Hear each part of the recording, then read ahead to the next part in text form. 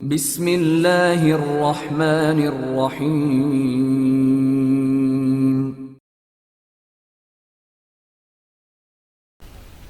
بوغا Imran series, مصنف ابن صفی۔ جیسے ہی سیاہ رنگ کی وین حرکت میں آئی، عمران نے ایک ٹھنڈی سانس لی اور سفری ٹرانسمیٹر کو منہ کے قریب لا کر آہستہ آہستہ بولا، بیگل Hunter, پلسی right donkey, apple Ruby 9۔ وہ اندھیرے میں تھا اور اس کی پشت پر ایک کوٹھی کی دیوار تھی۔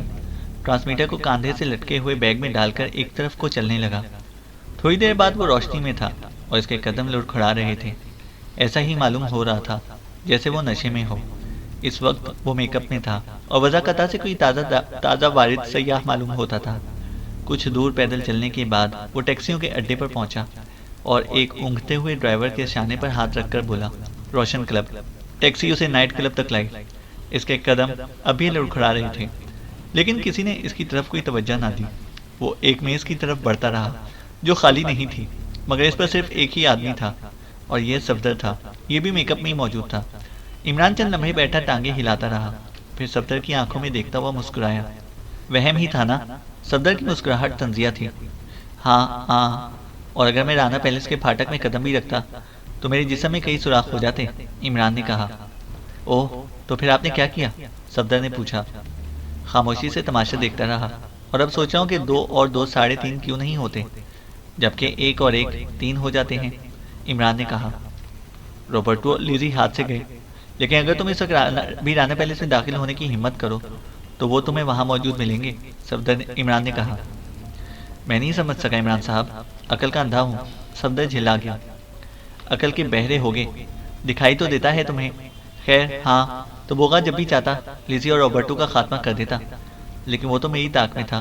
شاید وہ یہی چاہتا تھا کہ ہم تینوں ساتھ مریں، اس لیے اس کے آدمیوں نے اس وقت یہ ڈرامہ اسٹیج کرایا۔ روبرٹو اسے بوغا کی علامت کی حیثیت سے پہچان کر مجھے فون پر اطلاع دے اور میں رانا پیلس تک دوڑتا چلا جاؤں اور بوغا کے آدمی مجھے ہلاک کر دیں یا پکڑ لیں، عمران نے کہا۔ تو وہ انتظار کریں گے آپ کا؟ صفدر نے پوچھا۔ شاید قیامت تک، عمران سر ہلا کر بولا۔ لیکن اس کا کیا مطلب کہ وہ دونوں لے جائے بھی گئے ہیں اور رانا پیلس میں بھی موجود ہیں؟ صفدر نے کہا۔ مطلب یہ کہ اگر میں انہیں مل گیا ہوتا تو وہ تینوں کا جو بھی حشر ہوتا ساتھ ہی ہوتا، لیکن جب مجھے پہنچنے میں دیر ہوئی تو وہ سمجھ گئے کہ میں ان کے ارادے کو بھانپ گیا ہوں، اس لیے انہوں نے ایک نقلی روبرٹو تیار کیا اور ایک نقلی لیزی۔ وہ دونوں رانا پیلس میں گئے اور تھوڑی دیر بعد ایک مرد اور ایک عورت پیلس سے باہر آئے۔ ان کی وضع قطع نوکروں کی سی تھی، لیکن وہ اپنی چال سے پہچانے جا سکتے تھے۔ وہ لیزی اور روبرٹو کے علاوہ اور کوئی نہیں ہو سکتے، مجھے یقین ہے۔ بہرحال وہاں سے انہیں ایک سیاہ رنگ کی وین کہیں لے کر گئی ہے، عمران نے کہا۔ اور آپ نے انہیں جانے دیا؟ صفدر نے حیرت سے کہا۔ پرواہ نہ کرو، خاور اور چوہان ان کے پیچھے گئے ہیں۔ اگر انہیں ان کی زندگیاں خطرے میں نظر آئیں تو وہ جہنم کا دہانہ کھول دیں گے، عمران بولا۔ پھر اب کیا اسکیم ہے؟ صفدر نے پوچھا۔ اب اس کا خدشہ نہیں رہا کہ وہ مجھے دیکھتے ہی گولی مار دیں گے، صبح دیکھا جائے گا، عمران نے کہا۔ لیکن ان دونوں نے انہیں کس بہانے سے باہر بھیجا ہوگا؟ صفدر کچھ سوچتا ہوا بڑبڑایا۔ اوہ، انہوں نے یہ وار میری ہی آڑ میں کیا ہوگا۔ ہو سکتا ہے کہ کہا ہو کہ میں نے انہیں بھیجا ہے اور اب ان کی حفاظت اسی صورت میں ہو سکے گی کہ وہ انہیں وہاں چھوڑ کر باہر چلے جائیں، عمران نے کہا۔ ٹھیک ہے، وہ آپ ہی کے کہنے پر عمارت کی حدود سے باہر قدم نکال سکتے تھے۔ عمران تھوڑی دیر تک سوچتا رہا، پھر بولا، یہ بھی ممکن نہیں ہے کہ وہ انہیں بوغا کے پاس پکڑ کر لے جائیں۔ پھر کیا صورت ہوگی؟ صفدر نے پوچھا۔ خبیث کی صورت ہوگی، پھٹکار برسے گی ہمارے چہروں پر۔ پتہ نہیں یہ کمبخت جوزف کیسے ڈھیر ہو گیا، عمران نے کہا۔ کیا آپ کسی طرح اس کی شراب نوشی ترک نہیں کر سکتے؟ صفدر نے پوچھا۔ ناممکن ہے، وہ بہت آگے جا چکا ہے۔ اب شراب بھی اس کے لیے پانی ہو کر رہ گئی ہے، لیکن اس کے لیے بے ہوشی بھی ناممکن ہے۔ وہ چاہے جتنی بھی پی جائے بے ہوش نہیں ہو سکتا، عمران نے کہا۔ ہو سکتا ہے کوئی خواب آور دوا دی گئی ہو، صفدر نے کہا۔ پتہ نہیں، عمران بولا۔ تھوڑی دیر کے لیے وہ پھر خاموش ہو گئے اور پھر صفدر بولا، اب ہم یہاں کیا کر رہے ہیں؟ صفدر نے کہا، مزے کر رہے ہیں۔ اگر تمہیں مزہ نہ آ رہا ہو تو 21 کا پہاڑا سناؤ، عمران بولا۔ صفدر تھکی ہوئی رقاصہ کی طرف دیکھنے لگا جو بڑی بے دلی سے میزوں کے درمیان تھرکتی پھر رہی تھی۔ زیادہ تر لوگ اپنی مقدار میں پی گئے تھے کہ اب انہیں رقاصہ میں دلچسپی نہیں رہی تھی۔ عمران پہلو بدل کر رہا اور اٹھ کھڑا ہوا۔ کہاں چلے؟ صفدر نے پوچھا۔ اس رقاصہ سے زیادہ دلچسپ تو مجھے بوڑھا مینیجر ہے، میں اسے محبت کرنے جا رہا ہوں، عمران نے جواب دیا۔ اور لڑکھڑاتا ہوا کاؤنٹر کی طرف بڑھا، لیکن ایک جگہ اس طرح لڑکھڑایا کہ رقاصہ بوکھلا کر پیچھے ہٹ گئی۔ ایسا ہی معلوم ہوا تھا جیسے وہ اسی پر ڈھیر ہو جائے گا۔ آہا، وہ رک کر ہنسنے لگا۔ رقاصہ گردن جھٹک کر دوسری طرف کو نکل گئی۔ عمران کاؤنٹر پر آیا۔ فرمائیے جناب، بوڑھے مینیجر نے سر اٹھا کر کہا۔ ذرا دیکھیے تو میرے کان میں کیا پڑ گیا ہے؟ عمران نے اپنا کان پکڑ کر مینیجر کی طرف گھماتے ہوئے کہا۔ جی پتہ نہیں۔ مینیجر اٹھ کر کاؤنٹر پر جھک گیا۔ پھر یک بیک شاید اسے خیال آ گیا کہ وہ ایک شرابی کی بکواس پر کان دے رہا ہے، اس لیے کھسیانے سے انداز میں ہنس کر بولا، کیا پیش کروں جناب؟ کان؟ میں سمجھا نہیں، مینیجر بولا۔ تب پھر تمہارے کان میں بھی کچھ پڑ گیا ہے، کان کھول کر دیکھو، میں بہت برا آدمی ہوں، عمران نے کہا۔ دیکھیے، مینیجر نے سنجیدگی سے کہا، یہاں صرف شرفا آتے ہیں، اور یہ شرفا کا دستور نہیں کہ پی کر بہکتے پھریں۔ برائے کرم اپنی میز پر تشریف لے جائیے، مینیجر نے کہا۔ ہائے، تو مجھے شرفا کہتے ہو؟ عمران نے آنکھیں نکالی۔ اچھا ٹھہرو، بتاتا ہوں۔ یہ کہہ کر اس نے اپنے بیگ سے چینی کی ایک گڑیا نکالی اور کاؤنٹر پر رکھ دی۔ مینیجر نے اسے دیکھ کر کہکہا لگایا، لیکن یک بیگ اس کی بھویں تن گئیں اور وہ بے حد سنجیدہ نظر آنے لگا۔ ویسے وہ اس گڑیا کو برابر گھورے ہی جا رہا تھا۔ صفدر بھی اٹھ کر کاؤنٹر پر ہی آ گیا اور کوشش کر رہا تھا کہ عمران کی اس حرکت پر اس سے حیرت کا اظہار نہ ہونے پائے۔ میرے ساتھ آؤ، دفتن مینیجر نے کاؤنٹر سے اٹھتے ہوئے کہا۔ وہ وہاں سے ایک کمرے کی جانب بڑھا تھا۔ عمران نے صفدر کو بھی اپنے پیچھے آنے کا اشارہ کیا۔ جب وہ دونوں کمرے میں داخل ہو چکے تو مینیجر نے بہت احتیاط سے دروازہ بند کر دیا اور ان کی طرف مڑ کر بولا، ہاں کہیے۔ کہنا صرف یہ ہے کہ میں تمہیں بلیک میل کرنا چاہتا ہوں، عمران نے کہا۔ کیا مطلب؟ مینیجر بوکھلا کر 2-4 قدم پیچھے ہٹ گیا۔ تم داراب والے قصے سے الگ نہیں ہو، یہ صرف میں جانتا ہوں۔ ابھی تک بھائیوں کے کاروبار سے تعلق رکھنے والوں کی پکڑ دھکڑ ہو رہی ہے، بس ایک اشارہ ہی کافی ہے، عمران نے کہا۔ پتہ نہیں تم کیا کہہ رہے ہو، مینیجر نے اکڑنے کی کوشش کی۔ میں تو کچھ بھی نہیں کہہ رہا، مگر تم نے اس چینی کی گڑیا کو کیوں آنکھ ماری تھی؟ بلاؤں پولیس کو؟ تمہارا دماغ تو خراب نہیں ہو گیا؟ مینیجر کے لہجے میں جھلاہٹ تھی۔ اس سے کوئی فرق نہیں پڑتا، کیونکہ دماغ کی خرابی کے باوجود میں تمہارے خلاف لاتعداد ثبوت مہیا کر سکتا ہوں، عمران نے کہا۔ کیا ثبوت مہیا کرو گے؟ مینیجر بولا۔ تم بھائیوں کے کاروبار کے لیے کام کرتے رہے ہو اور اب وہ سارا بزنس تمہارے ہاتھ میں ہے، عمران نے کہا۔ بکواس، تم ثبوت نہیں دے سکو گے، مینیجر بولا۔ تم وہی شخص ہو جس سے شالی کی پرورش کی تھی، شاید تمہیں علم نہیں ہے کہ پولیس اس آدمی کو کتنی شدومت سے تلاش کر رہی ہے، عمران بولا۔ میری بلا سے؟ مینیجر نے لاپرواہی سے شانوں کو جنبش دی اور عمران نے صفدر کی طرف مڑ کر سراسیمگی کے عالم میں کہا، یار تم تو کہہ رہے تھے کہ چٹکی بجاتے ہی پھنس جائے گا۔ صفدر چکرا گیا، اس کے فرشتوں کو بھی علم نہیں تھا کہ عمران نے کس لیے اس قسم کی بکواس شروع کی ہے۔ پھر وہ جواب کیا دیتا، لیکن عمران کو اس کے جواب کا انتظار کب تھا؟ وہ تو مینیجر سے گھگیا رہا تھا۔ دیکھو یار، پھنس جاؤ، میں تم لوگوں کو اٹھوا کر باہر پھینکوا دوں گا، مینیجر گرایا اور پھر کمرے سے نکلنے کی کوشش کرتا ہوا بولا، آئندہ میرے کلب میں قدم بھی نہ رکھنا ورنہ ٹانگیں توڑوا دوں گا، سمجھے؟ سمجھ گیا، عمران سعادت مندانہ انداز میں سر ہلا کر بولا۔ لیکن تم باہر تو نہ جا سکو گے؟ مجھے کون روکے گا؟ مینیجر تن کر بولا۔ تم جس کے منہ سے شاید ابھی دودھ کی بو آتی ہے، کسی دشمن نے اڑائی ہوگی، عمران نے لاپرواہی سے کہا۔ اسے بلی کہتے ہیں جس کے منہ سے ہر وقت دودھ کی بو آتی رہتی ہے۔ میں کنفیوشس کا عقیدت مند ہوں، عمران نے کہا۔ مینیجر نے باہر نکل جانا چاہا، لیکن عمران نے جھپٹ کر اس کی کمر پکڑ لی اور اتنے زور کا جھٹکا دیا کہ وہ دوسری طرف کی دیوار سے جا ٹکرایا۔ اتنی دیر میں صفدر نے ریوالور نکال لیا تھا۔ ارے باپ رے، عمران آنکھیں نکال کر بڑبڑایا، پھر صفدر کی طرف ہاتھ اٹھا کر بولا، دیکھنا کہیں سچ مچ ٹریگر نہ دب جائے، عمران بولا۔ صفدر کو اس پر بھی غصہ آ رہا تھا، لیکن اس نے زبان سے کچھ نہیں کہا۔ دفتن فون کی گھنٹی بجی اور عمران نے صفدر سے کہا، اسے کور کیے رکھو، اور خود فون کی طرف لپکا۔ دوسری لمحے وہ ریسیور اٹھائے دوسری طرف سے بولنے والے کا انتظار کر رہا تھا اور آنکھیں مینیجر پر تھیں۔ ہیلو، اس نے بھرائی ہوئی آواز میں کہا اور کھانسنے لگا۔ مینیجر دانت پیس رہا تھا۔ کام ادھورا ہی رہا۔ دوسری طرف سے آواز آئی، اچھا تو پھر؟ عمران نے ایسی آواز میں کہا جیسے کھانسیوں کے ڈر سے تھوڑی دیر تک سانس روکے رہا ہو۔ دفتن مینیجر اس کی پرواہ کیے بغیر کہ صفدر کے ہاتھوں میں ریوالور ہے، عمران کی طرف جھپٹا۔ دوسری طرف سے کوئی کہہ رہا تھا، تم بہت ڈرپوک ہو، مگر صرف 2 دن اور تمہاری عمارت استعمال کی جائے گی۔ عمران نہایت سکون سے سنتا رہا، کیونکہ صفدر مینیجر کو زمین پر گرا کر چڑھا بیٹھا تھا اور اس کا منہ بھی دبائے رکھنے کی کوشش جاری تھی۔ دوسری طرف سے بولنے والا کہہ رہا تھا، تمہیں کسی قسم کا خوف نہ ہونا چاہیے کیونکہ تم ابھی تک محفوظ رہے ہو۔ اگر تم پر ان کی نظر پڑی ہوتی تو تمہیں کیوں چھوڑتے؟ ٹھیک ہے، اچھا۔ عمران پھر کھانسنے لگا۔ دوسری طرف سے سلسلہ منقطع ہو گیا، لیکن وہ اب بھی کھانسے جا رہا تھا۔ دفتراً کسی نے دروازے پر دستک دی اور صفدر نے پوری طرح اس کا منہ دبا لیا۔ ادھر عمران پر پھر کھانسیوں کا دورہ پڑا اور اسے بھرائی ہوئی آواز میں کہا، بھاگ جاؤ، میں تھک گیا ہوں، آدھے گھنٹے کے بعد ملوں گا۔ اور پھر اس نے کفل کے سوراخ میں سے جھانک کر دیکھا۔ سفید رنگ کی پتلون دکھائی دی۔ دستک دینے والا کوئی ویٹر ہی ہو سکتا تھا جو کچھ کہے بغیر دروازے سے ہٹ رہا تھا جب تک وہ نظروں سے اوجھل نہیں ہو گیا۔ عمران نے کفل کے سوراخ سے آنکھ نہیں ہٹائی تھی۔ صفدر ابھی مینیجر کا منہ دبائے ہوئے تھا۔ عمران اس کے قریب پہنچ کر فرش پر اکڑوں بیٹھ گیا اور آہستہ سے بولا، سب ٹھیک ہے، بس اس کا منہ دبائے رکھو، میں گردن کاٹے دیتا ہوں۔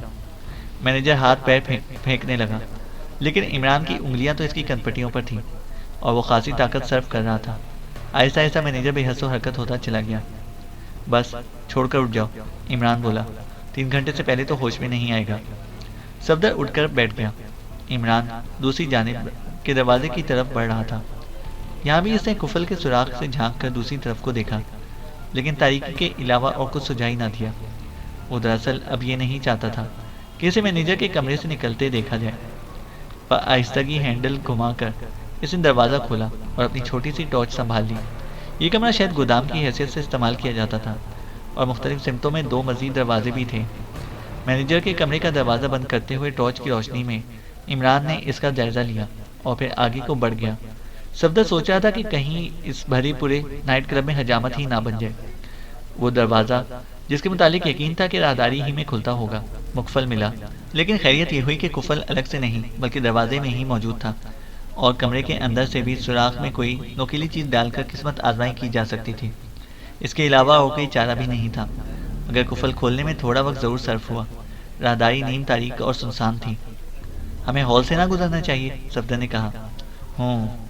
عمران تیزی سے راہداری طے کر رہا تھا۔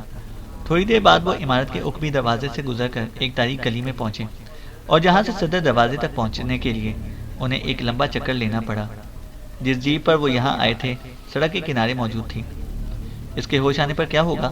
صفدر نے اسٹیئرنگ سنبھالتے ہوئے کہا۔ ہم شاید اس وقت کوکا کولا پی رہے ہوں گے۔ میرا خیال ہے کہ سردیوں میں کوکا کولا چائے دانیوں سے پینا چاہیے، عمران نے کہا۔ کیا میں الو ہوں؟ صفدر چلا گیا۔ اگر ہو تو یہ تمہاری سعادت مندی ہے، ہم بھی دیکھ دیکھ کر خوش ہو لیتے ہیں، عمران نے بزرگانہ لہجے میں کہا۔ ایسی کی تیسی، صفدر گرایا۔ تم بہت اچھے جا رہے ہو پیارے، خواہ مخواہ دل چھوٹا نہ کرو، عمران سر ہلا کر بولا۔ اگر چینی کی گڑیا کے لیے روٹھے ہو تو حاضر ہے، ویسے بوغا کے آدمی اسے امتیازی نشان کے طور پر استعمال کرتے ہیں اور ایک دوسرے کو اسی کے ذریعے سے پہچانتے ہیں۔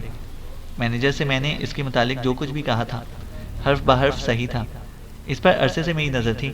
اس کے علاوہ 2 ایک اور بھی ہیں جنہیں میں نے چھوڑ رکھا ہے، اس توقع پر کہ انہی کے ذریعے بوغا تک دوبارہ پہنچ سکوں۔ البتہ ان کی نگرانی ہمیشہ ہوتی رہتی ہے۔ اسی نگرانی کی بدولت میں ان تینوں اجنبیوں کے وجود سے واقف ہو سکا تھا جو آج اپنا کام کر گئے۔ یہ باہر سے آئے تھے، ان میں سے تو 2 شاید اس وقت رانا پیلس میں ہیں اور ایک روبرٹو اور لیزی کو لے کر گیا ہے، عمران کہتا چلا گیا۔ میں پوچھ رہا ہوں کہ مینیجر کے ہوش میں آنے پر کیا ہوگا، صفدر نے کہا۔ شاید ہم اس وقت تک سچویشن پر قابو پا چکے ہوں، عمران نے جواب دیا۔ میں سمجھا نہیں، صفدر بولا۔ مینیجر سے جو کچھ معلوم کرنا چاہتا تھا اتفاقاً معلوم ہو گیا، ورنہ میرا خیال تھا کہ اس سے معلوم کرنے میں کافی وقت صرف ہوتا۔ تم نے اس کا رویہ تو دیکھا ہی ہے، کسی طرح قابو میں ہی نہیں آ رہا تھا، بس اس فون کال نے کام بنا دیا۔ وہ دراصل تیسرے ہی آدمی کی تھی۔ وہ مینیجر سے کہہ رہا تھا کہ بس 2 دن اور لگیں گے۔ اس کا مطلب یہ ہوا کہ وہ 2 دن اور ٹھہریں گے۔ یہ 2 دن صرف میرے ہی لیے ہو سکتے ہیں۔ یہ بھی معلوم ہو گیا کہ وہ جس عمارت میں مقیم ہے وہ مینیجر ہی کی ہے۔ خاور اور چوہان سے بھی رپورٹ ملنے کی توقع ہے، اور اگر وہ تعاقب میں ناکام ہو گئے ہوں تبھی کوئی فرق نہیں پڑے گا، کیونکہ میں تو اس عمارت سے واقف ہی ہوں جہاں ان کا قیام ہے، عمران نے بتایا۔ لیکن آپ نے پہلے ہی ان لوگوں کا کلا کما کیوں نہیں کر دیا؟ صفدر نے پوچھا۔ بچوں کی سی باتیں نہ کرو، مجھے بوغا تک پہنچنا ہے، اب شاید یہ مشکل آسان ہو جائے۔ چلتے رہو، اگلے چوراہے سے بائیں جانب موڑ لینا، عمران نے کہا۔ صفدر کچھ نہ بولا۔ وہ ابھی بے ہوش مینیجر کے متعلق سوچے جا رہا تھا جسے عمران بڑی لاپرواہی سے وہاں ڈال آیا تھا۔ کیا یہ ضروری تھا کہ وہ عمران کے اندازے کے مطابق 3 ہی گھنٹے تک بے ہوش رہتا؟ جیپ عمران کی ہدایت کے مطابق سنسان سڑکوں پر دوڑتی رہی۔ پھر ایک جگہ اس نے روکنے کو کہا۔ سڑک کے کنارے لگا کر اتر چلو، عمران بولا۔ صفدر نے خاموشی سے تعمیل کی۔ اس کے بعد وہ پیدل ہی ایک طرف کو چل پڑے۔ سردی پچھلے دنوں کی نسبت آج کچھ زیادہ تھی۔ صفدر نے کوٹ کے کالر اوپر اٹھا دیے اور کچھ کہنے سے پہلے لمبی سانس کھینچی ہی تھی کہ عمران آہستہ سے بولا، خاموشی سے چلتے رہو۔ صفدر نے جھلاہٹ میں اتنی سختی سے دانت بھینچے کہ کن پٹیاں دکھنے لگیں۔ اب وہ ایک تاریک عمارت کے قریب رک گئے تھے۔ چہار دیواری پھلانگنی پڑے گی، عمران نے آہستہ سے کہا۔ پھاٹک بند معلوم ہوتا ہے۔ اندر کتے نہ ہوں، صفدر نے کہا۔ نہیں ہے، میں جانتا ہوں، کسی چوکیدار کی بھی توقع نہیں ہے، ایسے لوگ چوکیدار نہیں رکھا کرتے، عمران بولا۔ چہار دیواری پار کرنے میں کوئی دشواری پیش نہیں آئی۔ اب وہ آہستہ آہستہ عمارت کی طرف بڑھ رہے تھے اور صفدر سوچ رہا تھا کہ جب معاملہ ایک ہی آدمی کا ہے تو اتنی احتیاط کی کیا معنی رکھتی ہے۔ عمارت سنسان پڑی تھی، انہیں کسی روشن دان میں بھی روشنی دکھائی نہ دی۔ صفدر سوچنے لگا کہ کہیں عمران نے دھوکہ نہ کھایا ہو، پھر کیا ہوگا؟ مگر خاور اور چوہان بھی تو اس گاڑی کے تعاقب میں گئے تھے۔ بہرحال اگر یہاں دھوکہ کھایا تو دوسری طرف سے ضرور اطلاع ملے گی۔ وہ بیرونی برآمدے میں پہنچ چکے تھے، لیکن ادھر سے اندر پہنچنا ممکن نہ ہوا۔ پھر انہوں نے عمارت کے گرد ایک چکر لگایا، شاید اس عمارت میں کوئی راہ تلاش کرنی پڑے گی۔ چھت پر پہنچنا زیادہ مشکل نہیں تھا، اس کے لیے کھڑکیاں اور روشن دان بخوبی استعمال کیے جا سکتے تھے۔ چھت پر پہنچتے ہی راستہ خود بخود پیدا ہو گیا۔ یہ زینے تھے اور ان کا راستہ ایک ٹاور سے گزرتا تھا۔ وہ آہستگی نیچے اترے، لیکن ایک بار پھر صفدر مایوس ہو گیا کیونکہ باہر جانے کے راستے میں ایک بند دروازہ حائل تھا۔ عمران نے آگے بڑھ کر آہستہ سے اسے دھکیلا، وہ دوسری طرف سے بولٹ نہیں تھا۔ صفدر نے ایک گہری سانس لی۔ پھر تاریک کمروں میں ان لوگوں کی تلاش شروع ہوئی۔ صفدر تو اب بھی دھوکہ ہی کھا جانے کے امکانات پر غور کر رہا تھا۔ دفتر نے ایک کمرے میں 3 بستر نظر آئے۔ شاید تیسرے آدمی نے احتیاطاً یہ طریقہ اختیار کیا تھا۔ کمرے میں مدھم روشنی والا گہرا نیلا بلب روشن تھا۔ ایک بار پھر عمران کو وہی موڑا ہوا تار استعمال کرنا پڑا جس سے وہ بڑی صفائی سے ہر قسم کے کفل کھول لیا کرتا تھا، لیکن اس نے یہ کام اتنی آہستگی سے کیا کہ کمرے میں داخل ہو جانے تک ہلکی سی آواز بھی پیدا نہ ہوئی۔ سب سے پہلے اس نے زیادہ روشنی والے بلب کا سوئچ آن کیا اور پھر آگے بڑھ کر اجنبی کی پلنگ میں ٹھوکر ماری۔ وہ بوکھلا کر اٹھ بیٹھا، لیکن صفدر کے ریوالور کی نال اسے بھی صاف ہی نظر آ رہی تھی۔ تم کون ہو؟ وہ پھنسی ہوئی آواز میں ہکلایا۔ میں شیطان ہوں، عمران نے اسی کے لہجے کی نقل اتاری۔ آوازیں سن کر رابرٹو اور لیزی بھی بیدار ہو گئے اور انہیں آنکھیں پھاڑ کر دیکھ رہے تھے۔ دفتر عمران نے اپنی اصل آواز میں کہا، رابرٹو، تم سے بڑا گدھا بھی آج تک میری نظروں سے نہیں گزرا۔ عمران، رابرٹو کے حلق سے پھنسی ہوئی آواز کو رہائی ملی۔ ہاں، اب اٹھو اور اس ڈفر کی ملمت شروع کر دو، عمران نے کہا۔ میں تنہا نہیں ہوں، اجنبی نے کہا۔ تو دوسروں کو بھی بلا لو، مجھے زیادہ تکلیف نہ اٹھانی پڑے گی، عمران نے لاپرواہی سے کہا۔ اوہ عمران، وہاں ہمارے ہم شکل، رابرٹو بولا۔ میں پہلے ہی سمجھ گیا تھا، مگر تم دیر کیوں کر رہے ہو، عمران نے کہا۔ رابرٹو اپنے پلنگ سے چھلانگ مار کر اجنبی پر ٹوٹ پڑا۔ لیزی اٹھ کر عمران کے قریب آ گئی تھی۔ بوگا کی بیٹی، عمران نے مسکرا کر کہا، کیا تمہیں اپنے باپ کے شکاری کتوں سے ہمدردی نہیں ہے؟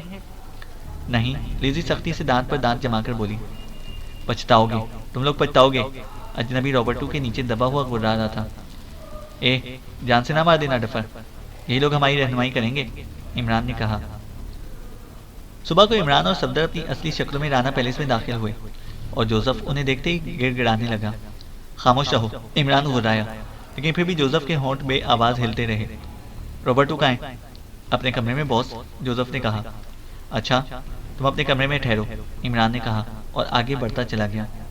نقلی رابرٹو اور لیزی سے جلد ہی ملاقات ہوگی اور وہ دونوں سے دیکھ کر چونک پڑے۔ اوہ عمران، عمران تم کہاں تھے؟ رابرٹو کے ہم شکل نے مضطربانہ لہجے میں کہا۔ اوہ بھائی معاف کرنا، تم نہیں سمجھتے، مجھے تمہارا پیغام ملا تھا، لیکن کیا؟ بیٹھو بیٹھو، رابرٹو بولا۔ میں جانتا تھا کہ تم اپنی حفاظت خود بھی کر لو گے، عمران نے بیٹھتے ہوئے کہا۔ صفدر نے بھی ایک کرسی کھینچ لی۔ اوفو، کتنی خوفناک رات تھی، مگر تم کیا جانو، بوگا کی علامت سرخ سانپ کتنی بھیانک چیز ہے۔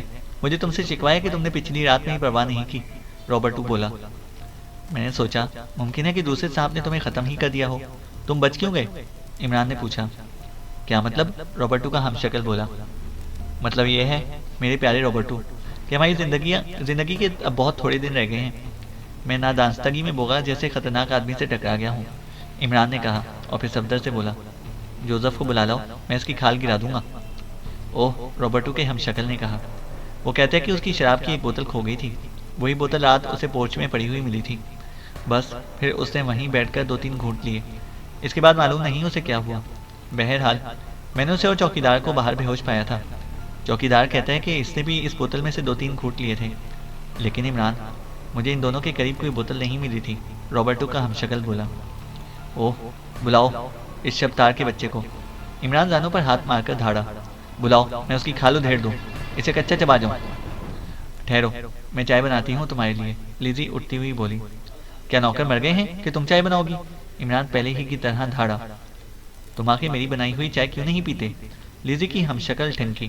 ہائے، عمران آنکھیں پھاڑ کر بولا، پھر مسکرا کر بولا، تم مجھ سے ایسے لہجے میں گفتگو نہ کیا کرو ورنہ رابرٹو مجھے گولی مار دے گا، عمران نے کہا۔ دونوں ہنسنے لگے اور لیزی کی ہمشکل چلی گئی۔ صفدر جوزف کو بلانے کے لیے جا چکا تھا۔ تھوڑی دیر بعد جوزف ایسی شکل بنائے ہوئے کمرے میں داخل ہوا جیسے جاڑا دے کر بخار آ گیا ہو۔ کیوں؟ عمران نے آنکھیں نکالی۔ باس، میں، جوزف نے کہنا چاہا۔ بوتل کا کیا قصہ تھا؟ عمران نے پوچھا۔ میرے کمرے سے غائب ہو گئی تھی باس، اور جب وہ پورچ میں پڑی نظر آئی تو میں نے سوچا تھا کہ وہ یقیناً خالی ہوگی، مگر میرے خدا، میں صرف چوتھائی بوتل کا گنہگار ہوں، جوزف نے کہا۔ تمہاری کھوپڑی پر ستارے ٹوٹیں گے، عمران نے وسیلے لہجے میں کہا۔ اور مشامبا کا قہر تمہاری کشتی کو کسی ریگستان میں ڈبوئے گا۔ نہیں نہیں رحم، باس، ایسی بددعا نہ دو کہ میری ماں بھی بلبلاتی ہوئی اپنی قبر سے نکل آئے، جوزف نے کہا۔ میرا خیال ہے کہ یہاں کا کوئی ملازم بھی اس سازش میں شریک تھا، رابرٹو کے ہمشکل نے کہا۔ لیکن اسے ثابت کر دینا آسان کام نہ ہوگا، اس لیے تم اپنی زبان بند رکھو، میں خاموشی سے اسے تلاش کر لوں گا، عمران نے پھر غصیلے لہجے میں جوزف سے کہا۔ دفع ہو جاؤ۔ وہ فوجی انداز میں ایڑیوں پر گھوم کر دروازے کی طرف مڑا ہی تھا کہ عمران نے ہاتھ اٹھا کر کہا، ٹھہرو، میں اس آدمی کا پتہ لگانا چاہتا ہوں جس نے تمہارے کمرے سے بوتل اڑائی تھی، اس لیے تم چوکیدار سمیت سارے ملازمین کو تفریح کے بہانے میونسپل گارڈن پر لے جاؤ، میں 2 گھنٹے بعد تمہیں وہیں ملوں گا اور تب دیکھوں گا کہ وہ کون ہے، عمران نے کہا۔ بہت اچھا باس، جوزف کی جان میں جان آئی اور وہ چپ چاپ چلا گیا۔ میونسپل گارڈن میں تم کیا کرو گے؟ رابرٹو کے ہمشکل نے کہا۔ صبر کے علاوہ اور سب کچھ کر لوں گا، تم اس کی فکر نہ کرو۔ ہاں، اب مجھے اس صاحب کے متعلق بتاؤ کہ وہ کیا بلا تھی، عمران نے پوچھا۔ بوغا کی دل دہلا دینے والی علامت، اس کے آدمی سے موت کا ہرکارہ کہتے ہیں، بوغا جس سے بھی خفا ہوتا ہے اس کی قسمت کا فیصلہ یہی صاحب کرتے ہیں، رابرٹو کے ہمشکل نے کہا۔ لیکن تم بچ گئے، واقعی تمہاری قسمت بڑی شاندار ہے، عمران نے خوشی ظاہر کی۔ اتنے میں لیزی کی ہمشکل چائے کی ٹرے اٹھا لے۔ صفدر الجھن میں پڑ گیا کہ آخر عمران یہ قصہ جلدی ختم کیوں نہیں کر دیتا، معاملات کو خواہ مخواہ طول دینے سے کیا فائدہ۔ رابرٹو کا ہمشکل خاموش ہو گیا تھا، ایسا معلوم ہو رہا تھا جیسے وہ چائے کے دوران میں بھی کسی قسم کی گفتگو کرنے کا ارادہ نہیں رکھتا۔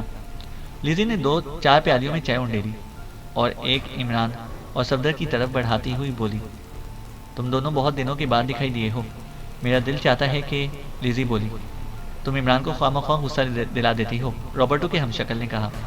کم باتیں کیا کرو ان کے سامنے، عمران نے چائے کی پیالی اٹھائی۔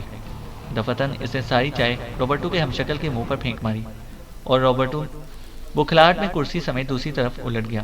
لیزی کی ہمشکل آنکھیں پھاڑے ہانپ رہی تھی اور عمران نقلی رابرٹو کے سینے پر سوار تھا۔ لیزی کی ہمشکل نے اٹھنا چاہا لیکن صفدر اس کی کلائی پکڑتا ہوا بولا، فضول ہے، اب اپنے گرد زیادہ کانٹے نہ بچھاؤ، کھیل ختم ہو چکا ہے۔ نقلی رابرٹو عمران کے تھپڑ کھا کھا کر گالیاں اگل رہا تھا اور عمران کہہ رہا تھا، اس لیے بیٹے میں نے نوکروں کو میونسپل گارڈن روانہ کر دیا تھا کہ اطمینان سے تم دونوں کے پراٹھے بنا سکوں۔ پھر گرم گرم چائے کی پیالی نے رابرٹو کے ہمشکل کا میک اپ صاف کر دیا۔ آہستہ آہستہ اس کی آنکھیں بھی بند ہوئی جا رہی تھیں۔ عمران دیدہ دانستہ ایسے جچے تلے ہاتھ کنپٹیوں پر مار رہا تھا کہ وہ بے ہوش ہو جائے۔ زیادہ دیر تک اسے محنت نہ کرنی پڑی۔ ادھر وہ بے ہوش ہوا، ادھر لیزی کی ہمشکل پاگلوں کی طرح چیخنے لگی، یہ کیا تم نے اسے مار ڈالا؟ ارے مار ڈالا؟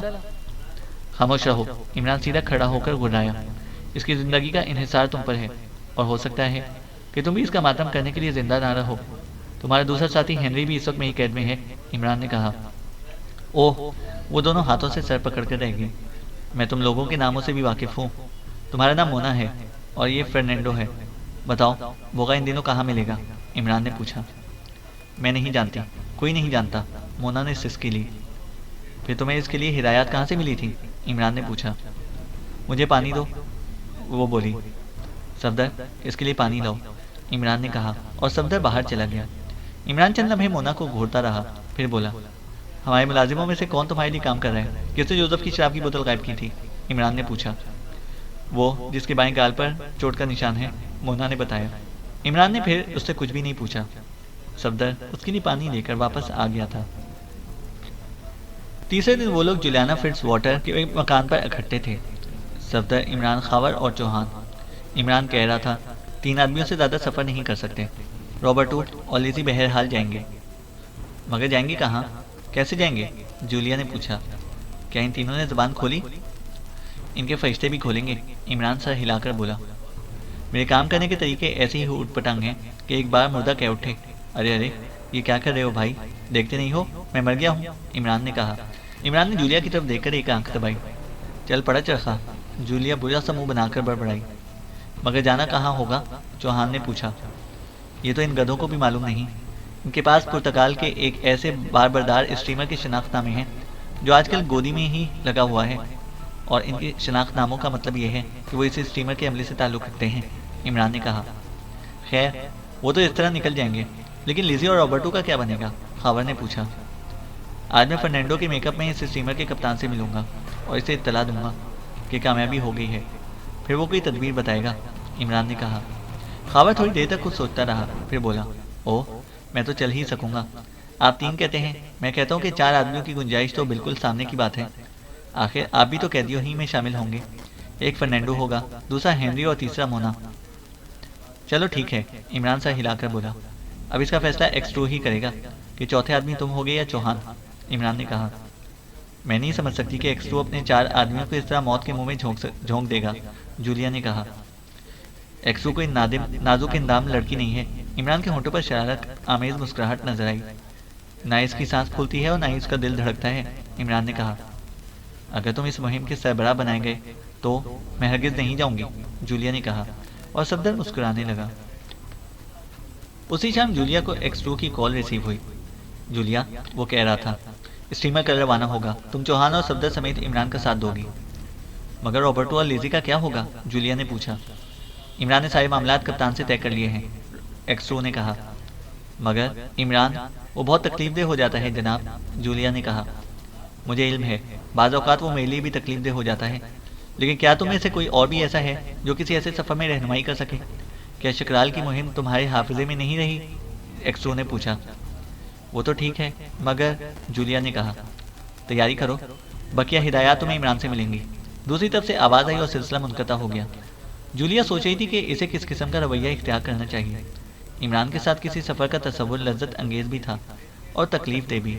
وہ اس کے قرب سے لذت اندوز بھی ہوتی تھی، اور اس کا رویہ اسے جھلاہٹ میں مبتلا کر دیتا تھا۔ مگر یہ کوئی نئی بات نہیں تھی، اسے ہر حال میں عمران کا پابند رہنا پڑتا تھا، خواہ وہ لمحہ جھلاہٹ کا ہو، خواہ لذت اندوزی کا۔ شام کو عمران پہنچ گیا۔ وہ تنہا تھا اور اس نے ایوننگ سوٹ بڑے سلیقے سے پہنا تھا۔ ظاہر میں کوئی بھی چیز مذاق خیز نہیں تھی، اور چہرے پر بھی حماقتوں کی بجائے سنجیدگی ہی نظر آ رہی تھی۔ جولیا نے اسے نہ تو خوش آمدید کہی اور نہ ہی بیٹھنے کو کہا۔ عمران ایک صوفے پر ڈھیر ہوتا ہوا کر رہا، لیکن جولیا نے بھی پھر بھی توجہ نہ دی۔ وہ جیب سے چیونگم کا پیکٹ نکال کر پھاڑنے لگا۔ مجھے باہر جانا ہے، جولیا نے تھوڑی دیر بعد کہا، اور عمران چیونگم کو چلتا ہوا دیوار پر نظر آنے والی ایک پینٹنگ کی طرف متوجہ ہو گیا۔ میں کہہ رہی ہوں کہ مجھے باہر جانا ہے۔ میں سن رہا ہوں کہ تمہیں باہر جانا ہے، عمران بدستور پینٹنگ ہی کی طرف دیکھتا ہوا بولا۔ کیا میں تمہیں یہیں مقفل کر کے جاؤں؟ جولیا نے کہا۔ کیا تم مجھے یہیں مقفل کر کے جاؤ گی؟ عمران متحیرانہ انداز میں اس کی طرف مڑا۔ جاؤ یہاں سے، جولیا چلا کر کھڑی ہو گئی۔ ابھی تم نے چائے بھی نہیں پلائی؟ یاد کرو کہ کتنے دن ہوئے جب تم نے کہا تھا کہ شکر ختم ہو گئی ہے۔ اس دن سے میں تمہاری چائے کا منتظر ہوں، اور ابھی تک شادی بھی نہیں کی، عمران نے کہا۔ شادی تو تمہاری کسی کتیا سے ہی ہوگی، جولیا بولی۔ اس لیے اب تم سے روزانہ ملا کروں گا، شاید ہو ہی جائے، عمران بولا۔ چلے جاؤ، جولیا حلق پھاڑ کر دھاڑی۔ اب کاٹنے بھی دوڑو، میں اپنی تقدیر پر شاکر ہوں، عمران نے مسوسی سی صورت بنا کر کہا، اور جولیا پھر دھپ سے کرسی پر بیٹھ گئی، پھر جھلا کر فون کی طرف پڑی۔ تنویر کے نمبر ڈائل کیے، لیکن وہ شاید گھر پر موجود نہ تھا۔ اس کے بعد کسی جنرل مرچنٹ کے نمبر رنگ کر کے پوچھنے لگی کہ اس کے یہاں کتوں کے گلے میں ڈالے جانے والے پٹے تو نہ ہوں گے۔ عمران کے ہونٹوں پر شرارت آمیز مسکراہٹ رقص کر رہی تھی، اور پھر دوسرے ہی لمحے جولیا ریسیور رکھ کر اس پر برس پڑی۔ جاؤ، چلے جاؤ یہاں سے، میں تمہاری شکل بھی نہیں دیکھنا چاہتی۔ تمہیں اس سفر سے متعلق کچھ بھی کہنا ہو کہو، اور چپ چاپ چلے جاؤ۔ میں تو خوابگاہوں کا مسافر ہوں، عمران نے مغموم لہجے میں کہا۔ کمینے ہو تم، اب جاؤ ورنہ ایکسٹرو سے شکایت کروں گی، جولیا بولی۔ وہ بیچارے اس سلسلے میں کیا کر سکے گا؟ وہ خود ہی ایک فلم ایکٹریس پر جان دیتا ہے۔ کہتا ہے کہ اگر بابل والی ٹن نہ ملی تو میں پاؤں بھر حلوہ سوہن کھا کر 1.5 سیر ٹھنڈا پانی پی لوں گا، عمران نے کہا۔ خدا کے لیے جاؤ یہاں سے، میری طبیعت ٹھیک نہیں ہے، جولیا آخرکار بے بسی سے پیشانی رگڑتی ہوئی بولی۔ کس طرح ٹھیک ہوگی؟ عمران نے کہا۔ تم اپنا منہ کالا کرو، جولیا بولی۔ عمران خاموشی سے اٹھ کر لکھنے کی میز کے قریب آیا اور چلو میں روشنائی انڈیل کر اپنے منہ پر ملنے لگا۔ ساتھ ہی کہتا بھی جا رہا تھا، کاش میں تمہیں اسی طرح خوش رکھ سکوں۔ ویسے تم اب اردو اچھی خاصی بولنے لگی ہو، مگر منہ کالا کرنا اردو میں کئی طرح مستعمل ہے۔ خدا کا شکر ہے کہ مجھے تمہاری میز پر روشنائی کی بوتل مل گئی، عمران نے کہا۔ جولیا ہنس پڑی، لیکن اس ہنسی میں غصہ اور بے بسی دونوں شامل تھے۔ اب تم قالین کا ستیہ ناش کرو گے؟ وہ اس کی طرف جھپٹی۔ عمران آئینے میں اپنی شکل دیکھ رہا تھا۔ اگر کوئی آ جائے تو؟ جولیا نے اس کا بازو پکڑ کر جھنجھوڑتے ہوئے کہا۔ میں کہتی ہوں چہرہ صاف کرو جا کر، ورنہ میں اس سے زیادہ بری حالت بنا دوں گی تمہاری۔ عمران کھڑا پلکیں جھپکاتا رہا۔ چلو، وہ اسے باتھ روم کی طرف دھکیلنے لگی۔ اب اس کی آنکھوں میں بھی شرارت آنچ رہی تھی۔ اس نے اسے باتھ روم میں دھکیل دیا اور اتنی پھرتی سے دروازہ کھینچ کر اسے باہر سے بولٹ کیا کہ عمران کو سنبھلنے کا موقع ہی نہ ملا۔ اب آرام کرو صبح تک، جولیا نے باہر سے کہا لگایا۔ عمران نے کوئی جواب نہ دیا۔ وہ اطمینان سے واش بیسن پر جھکا ہوا منہ دھو رہا تھا، مگر اس احمقانہ تفریح کی وجہ خود اس کی سمجھ میں بھی نہ آ سکی۔ اکثر سچ مچ اس سے 100% خالص حماقتیں بھی سرزد ہو جایا کرتی تھیں۔ وہ جانتا تھا کہ جولیا آج اسے پریشان ہی کر ڈالے گی۔ ہو سکتا ہے یہ محض دھمکی ہی نہ ہو، اسے صبح تک بند بھی رہنا پڑے۔ یہ سوچ کر اسے باتھ روم کے بلب کے ہولڈر میں اکنی رکھ کر فیوز اڑا دیا، پھر چیخا، یہ ظلم تو نہ کرو، میں اندھیرے میں زندہ نہ رہ سکوں گا۔ پتہ نہیں کیوں، جولیا دروازے کے قریب آ کر بولی، شاید فیوز اڑ گیا ہے۔ اوہ، اس خیال میں نہ رہنا، عمران جلدی سے بولا۔ تم نہیں جانتی کہ ہم کتنے خطرات میں ہیں۔ جھپٹ کر کمرے کا دروازہ بند کر دو، جلدی کرو۔ اس نے فوراً ہی دوڑنے کی آواز سنی۔ دروازہ آواز کے ساتھ بند ہوا، پھر جلد ہی باتھ روم کا دروازہ بھی کھل گیا۔ اندھیرا ہی اندھیرا تھا۔ عمران اتنی صفائی سے غسل خانے سے نکلا کہ جولیا کو اس کا احساس بھی نہ ہوا۔ تم کہاں ہو؟ جولیا نے آہستہ سے کپکپائی ہوئی آواز میں پوچھا، لیکن عمران نے جواب نہ دیا۔ وہ ایک صوفے پر نیم دراز سر کھجا رہا تھا اور سوچا تھا کہ اب اسے کیا کرنا چاہیے۔ عمران، اس نے آہستہ سے پکارا۔ جہاں ہو وہیں ٹھہرو، عمران نے کہا۔ میں دراصل تمہیں یہ بتانے آیا تھا کہ میں فرنینڈو کے میک اپ میں چلوں گا، صفدر ہنری کے میک اپ میں ہوگا، جوہان پر ڈبل میک اپ کیا جائے گا، پہلے عمران کا اور پھر اس پر کچھ داڑھی وغیرہ لگا دی جائے گی۔ تم مونا کے میک اپ میں ہوگی، حالانکہ اس سفر کے لیے تم چندہ ضروری نہیں ہو، مگر کیا کیا جائے، آخر اس کمبخت مونا کی جگہ کون پر کرے گا؟ پتہ نہیں یہ الو کے پٹھے عورتوں کو کیوں ساتھ لیے پھرتے ہیں۔ اچھا، اب میں چلا، کل 12 بجے تک ساری تیاری مکمل کرنی ہے، ٹھیک 8 بجے صبح دانش منزل پہنچ جانا، عمران نے کہا۔ تم کہاں جا رہے ہو؟ جولیا نے پوچھا۔ گھر، عمران بولا۔ کیا مطلب؟ جولیا بولی۔ اب تم اطمینان سے فیوز باندھتی رہنا، لیکن اس سے پہلے باتھ روم کے ہولڈر سے ایک کنی نکالنا، عمران نے کہا۔ وہ کل وصول کر لوں گا۔ اوہ، وہ غالباً دانت پیس کر گڑرائی، اور عمران مزید کچھ کہے بغیر باہر نکل آیا۔ چینل کو سبسکرائب کریں اور بیل آئیکن کو پریس کریں تاکہ ہماری ہر اپڈیٹ آپ کو بر وقت مل سکے۔